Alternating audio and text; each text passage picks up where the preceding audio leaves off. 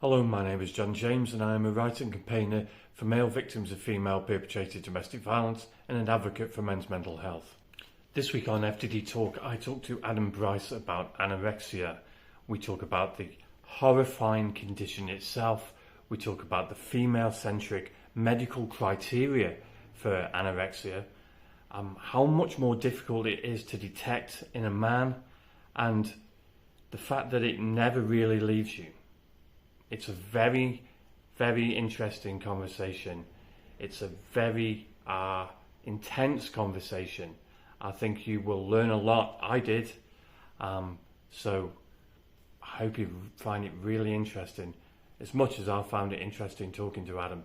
Before you go, don't forget to press that like button, smash that subscribe button. The bigger the channel gets, the more people I can help. You take care now. Take care of each other. Peace. Little bird, won't you sing for me? I wanna hear your song through the cypress trees. I'm a blue, baby, I'm a blue bird. I come from women with the last name Wise, gold in their hearts and stars in their eyes. Okay, welcome Adam to FTD Talk. We're here today to talk about male anorexia, but before we start, can we start at the beginning, and can you tell me a little bit about your childhood? Yeah, I grew up in Auckland, New Zealand. I guess it was a solo mum. I didn't really have any dealings with my father at all. We had a pretty good childhood. We didn't have a lot of money or anything like that, but we had a good childhood. I was very into football. I left New Zealand at 15 to move to Middlesbrough to play football in England. Okay. And then moved back, and then eventually had actually lived for about 10 years in London, and then about nine years in New York before returning back to New Zealand just recently. And I know you suffered depression. Where did the depression come from, and what do you think caused it? It's hard to tell. I think that I think for me, it's not something that I've ever really been able to pinpoint what causes it still today. I think that if I had to kind of almost hazard a guess, or I guess somewhat of an educated guess based on therapy and my own thoughts, is I think that there has to be something in there around not having a father and feeling as though there was some sort of abandonment issues there. And I think in some ways too, having kind of recovered from anorexia as much as you can, I guess, it does come with a lack of, I mean, for me, anorexia is very much around control, and losing that control over that element of your life can, for me, affect my mood, I guess, and probably has done, since my late teens. When you first started with depression, did you talk to anybody about it? No, not at all. I think I think, like, I'm 42 now. I think that even, it depends on which way you look at it, but to me, it doesn't feel that long ago. But I think that it's certainly, I think I was very young to when I first started to have issues of some sort. I don't think I really knew what they were. Yeah. I was probably like 11 or 12, 10, 11, 12 when I think that in reality that's when I first had bouts of depression. So I don't think I knew what it was, and I think that in reality it was I think I was kind of embarrassed about it. Mm-hmm.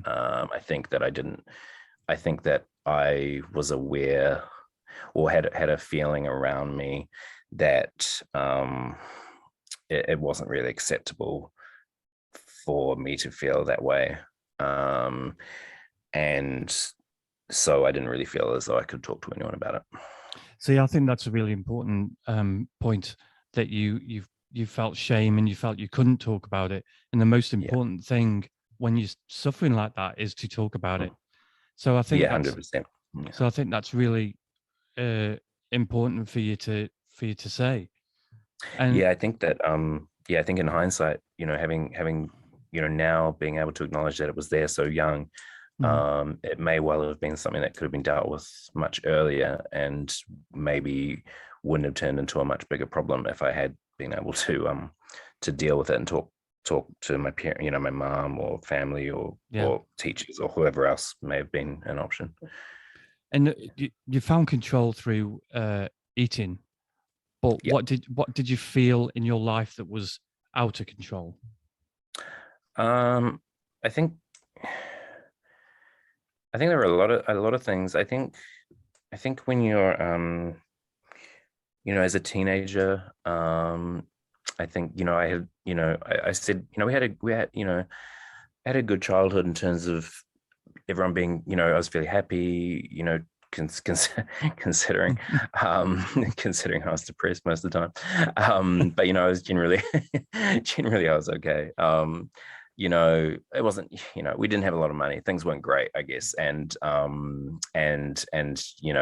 that comes with pressures and so on. But as a teenager, but I think that, I think there are a number of factors. I think that when you're young and you can't really control a lot of those factors yourself, because it's just, it's out of your control. You're at school, you can't really, you can't help financially or in ways like that. So, and then I think, I think that there was always a little bit of that kind of led me into that. But then I think for me, football, what happened, I left really young when I was 15 to play in England, and then came home when I was 18 and was very badly injured and couldn't play anymore. And I think that's, sometimes I worry that it's too obvious a reason for me to say that that's what caused it, but it probably is, because the timing and everything around it is right. And I think that, I think growing up in kind of some sort of hardship and having this dream of becoming this, like a professional footballer, and using that to help you get your family out of trouble, and then kind of getting very close to that, and then it all going away, I think made me feel particularly out of control and not knowing where my life would go. And obviously your weight and exercise and food is something that you can't control. Yeah. Solely. Yeah. I'm interested because so many people who fall into anorexia and bulimia, they do use it to gain control of their lives. What I'm interested in is, did it actually work? Did you feel in control? No, not at all. No. I don't think. No, not even close. I think I felt much more out of control.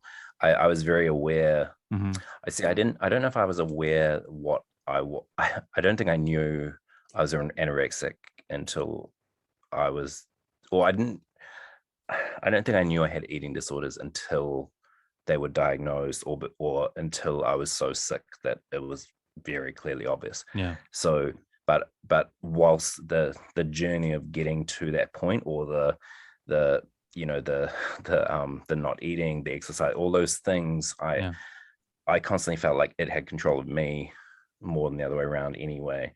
I was constantly aware of the fact that I knew that it wasn't sustainable. And that I would just, it really started, I would go on long runs 2 or 3 times a day, and it would just, that when you're running, you have nothing but your head to deal with. And I just remember constantly thinking, how is this going to work? Because if I have to live this way for the rest of my life, I would never like, how could I have a family? How could I have a proper job? How could I, because those things wouldn't logistically be possible with the amount of work I had to put into this disorder. Yeah. And I mean, and again, I think that's really important to know, that anybody out there who thinks they can take control with eating, they can't. It'll eventually take control. I think if anything, I mean, having been through it and having come out of it to some degree, I can't express that enough, that it really has control of you, and I think you maybe fool yourself into imagining that it's you're controlling your body, and so it's something that you have power over, but in reality, there's no way that that's the case. There's absolutely no way. How did you having an eating disorder affect people around you?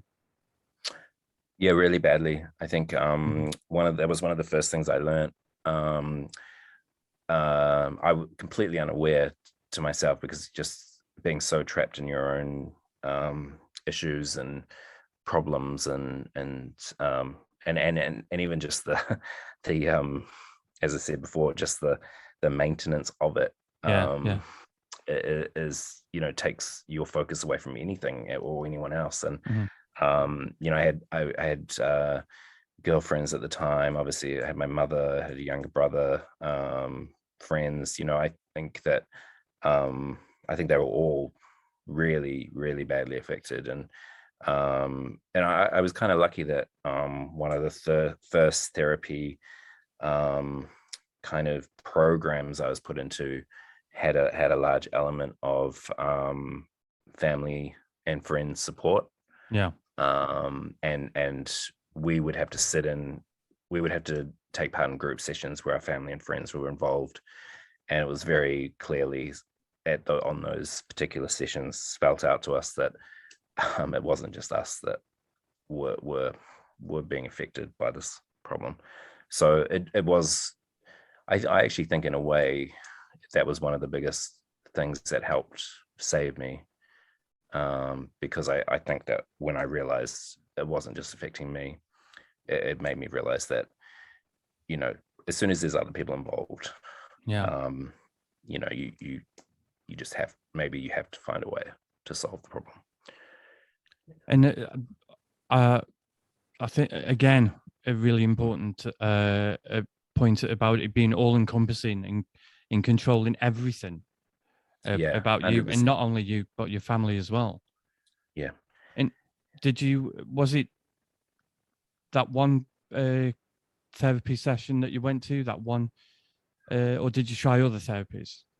Well, I mean, dealing with it was quite a long process of different types of therapy and different types of programs, medical treatment. Like there was a lot I had to go through, and it lasted. I feel like it lasted a long time. Because it's not. I think really, in reality, like, it was only really when I genuinely decided enough was enough, that I was able to deal with it. And what made you decide that? I don't really know. Like, I think it was a culmination of a lot of things. I think that I think part of it was like being, the losing friends and, relationships and, feeling distant from your family and those kind of things. I think didn't help. I think that I had found new kind of goals in my life that I knew that I couldn't achieve with that workload, with that other job I had. That I think helped me, because it gave me another thing to focus on.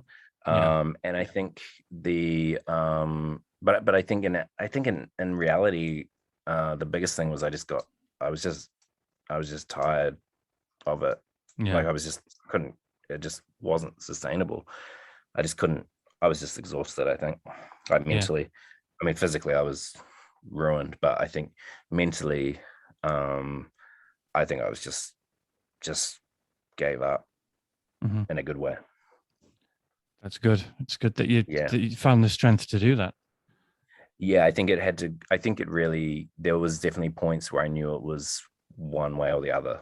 And there were points where I felt the other way. And luckily, I think the positive path took Hmm. precedent, um, took maybe, I just put more effort into that than I did the Yeah, negative, maybe. Yeah. because you have a son, right? Yeah, I have a son, he's 7 now. Yeah. And because anorexia can be genetic, does that make you worry about your son? Yeah, hugely. I think it's for me one of the, I think you know, depression, the combination of depression and the eating disorders, and my understanding of the genetic link between not only, carrying through generations, but also just the link between anorexia and depression as a whole, Yeah, makes me just really, really concerned, for any risk yeah, for him. And it, I try my best to just be very, I just treat food as much as I can around him like I just don't even talk about it. I just yeah. don't even make it a thing. I just ignore. Even when I hear other people, like friends, I get, I get nervous when like friends or something will say something even around him just to themselves about they shouldn't eat something because they don't want to put on weight, or just normal day Yeah, conversation. But it makes me obviously particularly, my sense of that is heightened hugely. um and so far he's great. There's definitely no signs of any issues that I can good. see. And I don't know how that works. So, yeah. And eating disorders is seen as a very female issue. Yeah. Did you find it harder being a male coming forward about it? Yeah, I think I find it really, um it's funny when it first kind of, uh when when I was very ill, Mhm. I don't know how many people really were aware of how bad it was, because I think sometimes, which is what I've been told with male anorexia, is that it sometimes doesn't look physically as bad as female anorexia. Okay. And although, I don't know if that's true. Hmm. You and also, like most people who go through this, that you have good ways of disguising what's going on. Yeah. You become very deceitful, I think. And then I think more so, which is I guess where I'm coming from, is that I don't think people, because they most people generally think it's a female Yeah. Yeah. orientated thing. I don't think it's not something they might, they're not, I don't know, like when you, then like people around me would probably go, oh, he's looking thin, but I don't think they then go, oh, is there a chance there's an eating disorder? Because I don't think they put men or males in Yeah. that risk category. Hmm. So for me, it I don't think people really knew what the situation was. And I think like a lot of mine was fueled by exercise as well as it was with lack of eating. So it could have come across like I was just particularly health conscious, maybe. Yeah. Which my mum, I remember saying that she thought that that's what was going on. Yeah. She just thought I was particularly healthy, which ironically was the opposite. And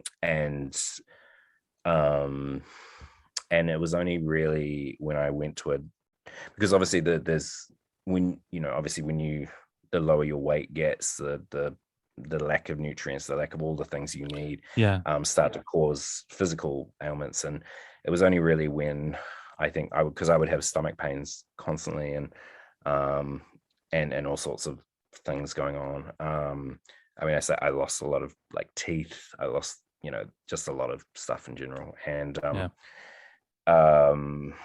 it was only really when I went to the doctor because my stomach pains were so bad, and he just asked me to take my shirt off, so that he could have it like feel my stomach, I guess. And he didn't even feel my stomach. He just told me to put my shirt back on, and he brought a nurse into the room, and they just had a chat with me, and asked if they could take me to the hospital.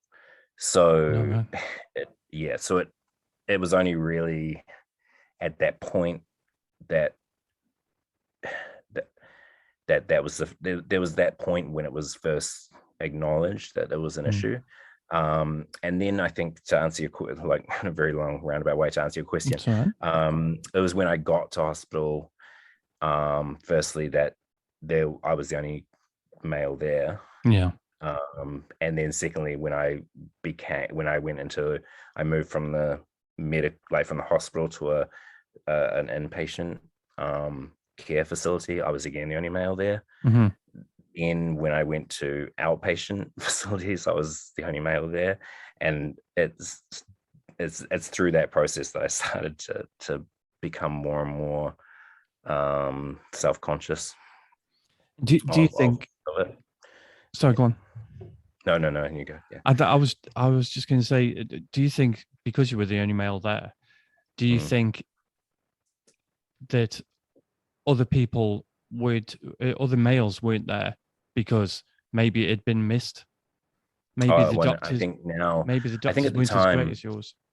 Yeah. I think at the time, I didn't think a lot about anything like that because it was just I don't like my head. I just wasn't capable really of even thinking of big picture stuff.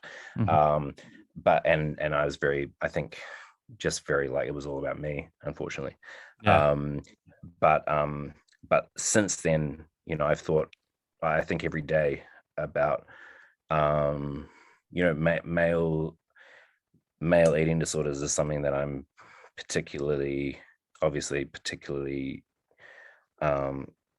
kind of worried about society and culture, and I would, without again being a doctor or having studied anything like this, I think I could almost guarantee there'd be a huge percentage of males that have potentially like lost their lives or just had to deal with it themselves, or just doctors that haven't even, maybe they've had ailments similar to what I did when I went to the doctor, and it just wasn't maybe as obvious, or the doctor didn't think about it, or or they didn't tick all that particular, there's a very specific criteria, and maybe they didn't tick every box or whatever. I don't know. I just think it's one of those things that could easily be missed because society itself isn't prepared, doesn't have males in that category. And so it's just something that they can easily kind of pass over, I guess. And how do you think we can raise more awareness and gain more support for male victims of eating disorders? I think that I mean, it's difficult because you see a lot of, like, I think one of the best things that's happened is just media and television, podcasts like yourself, is bringing awareness to eating disorders as a whole. Having said that, I think that there is still a very small proportion of men that are mentioned or shown in those television shows or any media, and but then it's kind of a catch-22 situation, because you'd almost have to, I think, say, for example, a television show that documented eating disorders, you'd almost have to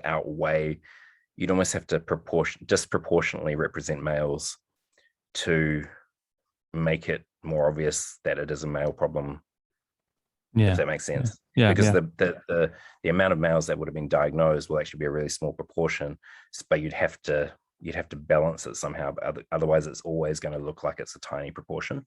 There's also, I think, other issues where I think that as a straight male, I think it's even more it's even more unexpected. I think that for whatever reason, most of the things I've read or it's been documented or I've seen on television, there's been a high proportion of gay men who have been represented in those circles, and I think in some ways it's a bigger issue around culture as a whole, where there is still, as much as we like to think that we've progressed, and I'm sure have, that there is still this expectation, this very kind of macho expectation of men as a whole, and that's not just through eating disorders, that's through everything. And so I think that somehow would need to be broken down, which is an enormous issue as it is, I think. So it seems an enormous task to get the information out there and get action in support, because not only have men got to come forward and break that masculinity, the social attitude towards masculinity, but society as a whole, medical professionals, they've all got to realize that it does happen. Yeah, I think 100%. I think the more that the medical profession acknowledges it, perhaps some of the criteria needs to be looked at. I think that sometimes, I don't know what it's like now, because obviously I was first diagnosed 20 something years, 23, 22 years ago. So I remember going through, because obviously when you go through the recovery process as such, if it is a recovery, it's very up and down. You don't just get better. You relapse and you get worse at times. And I remember kind of going through the system, coming out the other side, being kind of cleared, if you like, to go on with my normal life, and then very quickly getting very ill again, and then going back. So the way the system, I guess, would work is that then I would then have to go back to my GP to then be re-diagnosed. So I remember that time knowing now that I knew what the issue was, going back to a new doctor in a different location, and then going through a checklist of a physical checklist of what whether I met the criteria of whether I was anorexic or not. And I remember, again, I'm this is very paraphrased because it's 20 something years ago, and it may not have it may not have been exactly this, but I do remember specifically there being questions that like more questions than there weren't questions that couldn't physically apply to a male. Right. Okay. Like do I still get my period? Like, have I started getting hair on my arms? Like, things that was automatically going to be crossed out, like one way or the other. That's interesting. So I do remember going through that process and feeling like this doesn't seem like the right way to go about, treating or acknowledging someone's situation. Yeah, it seems like you need two totally different lists of questions, one for female 100%. And one for male. Yeah, and I think and again, like I spoke to someone a couple of years ago who had been studying a lot around the link between depression and eating disorders, but I asked them specifically around male eating disorders and what they knew. And one of the things that they said is that one of the reasons it's missed often is that proportionally in their findings that males tend to there tends to be some trend towards males being more exercise driven versus more not eating, if you know. So sometimes with it, which what happened to me is that I think it came across as it wouldn't obviously be unhealthy. It would actually come across as being healthy. And also I think physically, which was kind of what I was trying to get at earlier, is that you physically, depending on your build and all these things, but if you're exercising a lot and just restricting your diet, you actually almost physically look you look quite muscular, if that makes sense. Like you have incredibly low body fat, so you start to see muscles you wouldn't normally see, which in society and media doesn't come across like a bad thing. It comes across like it could be a good thing. And I remember going, you know, I remember like much more, like I don't remember any negative.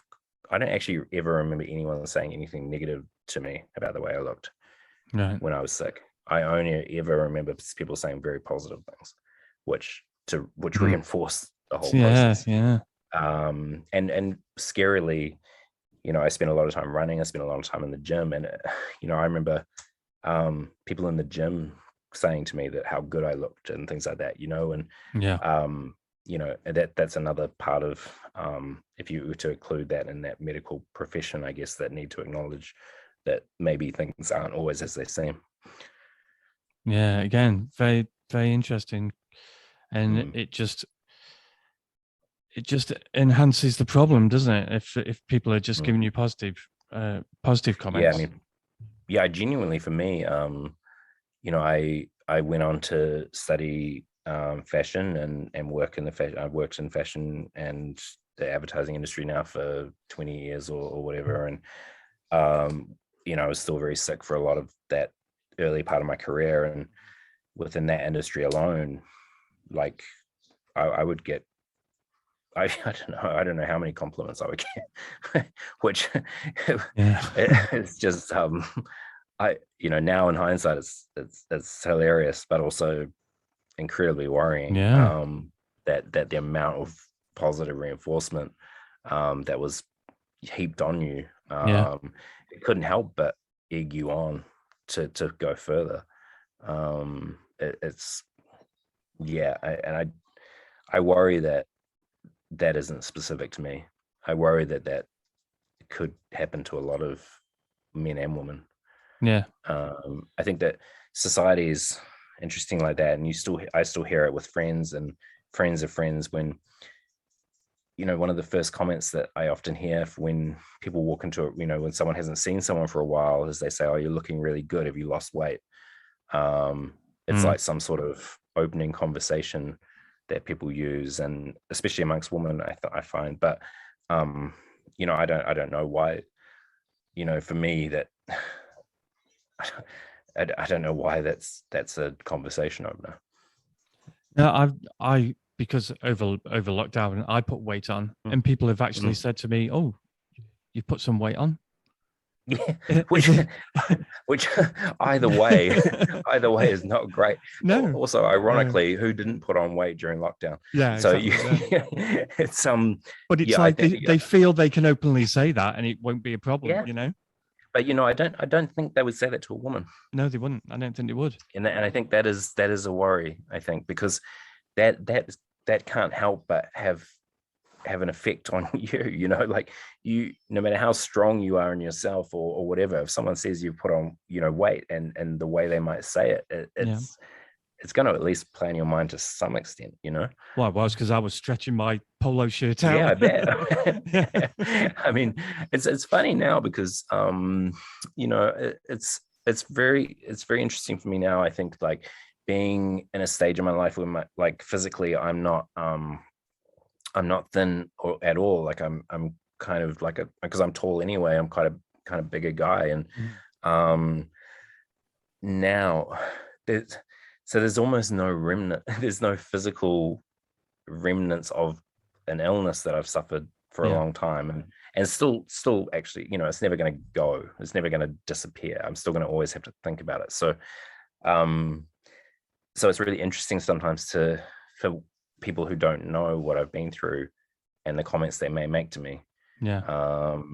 I find, I mean, for me, it doesn't really affect me that much now. I kind of am fine with it, but I end up just finding it particularly interesting that that's how people talk to people.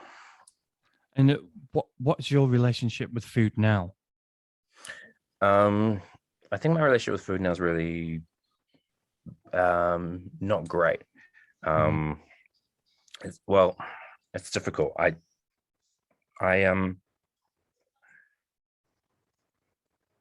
It's difficult. I think in some ways I would say it's much better because I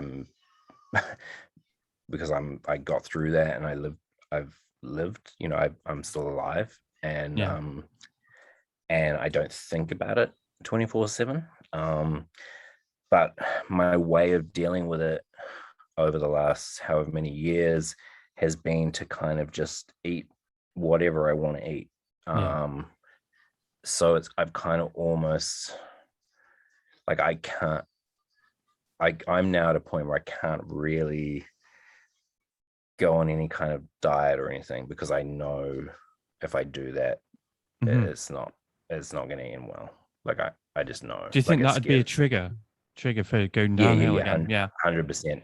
I would say every time I've done anything in the last, say, if say, for example, the last 10 years of my life have been much better in terms of my, I don't have anorexia as such, throughout that 10 years, every time I have tried to go, I should probably eat a bit better, or I should probably go on a little diet, or I should probably do some exercise, that's definitely triggered straight away, like within a week. So I've kind of got to a point where it's my relationship with it is the only way I can really deal with it is to not deal with it at all. Okay. If that makes sense. Yeah. Which isn't great either, because obviously when you when you get into your 40s and you come across all sorts of other physical problems that you have to deal with, and you should be looking after yourself a little more and all these kind of things. But I find that particularly difficult to deal with, because the trigger is it's almost like I feel like the trigger is just sitting there waiting to be poked, and I'm petrified of that happening. Wow, it's almost like alcoholism. Once an alcoholic, always an alcoholic. Yeah, and I would say almost 100%. Like I think it's exactly like I can't like I've say like I'm not an alcoholic anymore, but I'm not at a point where I can go and have a pint with friends without it going too far. Yeah. Like, so even if I've got friends like colleagues at work and stuff who'll go say to me like, I'm going to start going for a walk, or I'm going to start going for a run, do you want to come? And I can't do it. I just can't. So even exercising might trigger it then? Yeah, I have to be I feel like as though I have to be very like very conscious of how I go about that. So like I'm very like I obviously I need to do something, so I try and play like some five-a-side football or a game of tennis or something. So it's only really when it's something that if I can play a sport and be a part, like my mind won't go down that path. So if I'm playing a sport and that allows me to focus on the sport itself, and then that's by default I'm getting exercise, then it works. If it's something where I physically like running or cycling or something where your head's just in your head, I know that will like just not, I know that that's not going to work. Wow. So if it's a sport, it's not exercise, but if you think of it as exercise, that's the wow. I know. It's like I have to play like child games with my own head. And what would you say to anyone who suspects that their either child, their partner has an eating disorder? I think that I mean, I think it's very difficult because I think that well, firstly, there's a Especially number if of they're problems. I male. think. Yeah, I think so. I think if they're male, I think yeah, if they're male, there's probably a whole bunch of other even more specific issues. But I think male or female, I think one of the hardest things to be will be that they potentially are being quite deceitful about it. Mm-hmm. So it may be more difficult. If you think if you have an inkling that there might be a problem, I would almost say there will be a problem because they're more likely to be they're very likely to be very good at hiding it. So if you've caught some little inkling of it, that probably means it's 10 times as bad as you think. So the problem I would say is that I don't know if necessarily confronting the person head on would be very helpful, because they're not going to admit to it. Yeah. And they're not going to want help, because you don't want out of it when you're in it. You want to continue. I mean, I think it's very, very difficult. I think for me, the biggest thing would be to talk to your doctor, or if there's an eating disorder, like a clinic or a public line you can call to get advice. I certainly wouldn't want to be the person to tell anyone what to do, but in my experience, I don't know if confronting me head on would have gone down very well. No, I think I would have just got really upset, and hidden away more. I think for me, the biggest thing will just be for if you think that someone has a problem, I think the best thing to do would be for you to educate yourself about what it is, because there's a lot of misinformation about what anorexia is or what an eating disorder is, and it's not often as simple as it is put across in media. Sometimes it's not I don't think it's necessarily very linked to things like trying to adhere to body image standards and things like that. I don't think that has a huge amount to do with it often. I think it's a much deeper issue more often than not.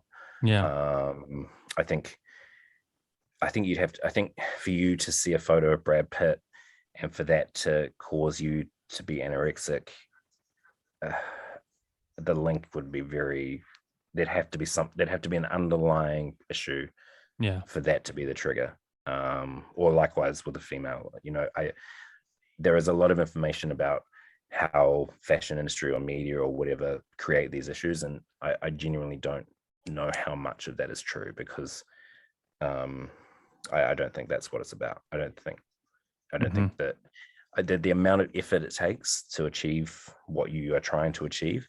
I mean, for me, I'm 6'3", and I think I weighed 53 kilograms. And it's not easy. I don't think a picture of Brad Pitt would have kept me going for that much effort. I think it would have to be a very big picture of Brad Pitt,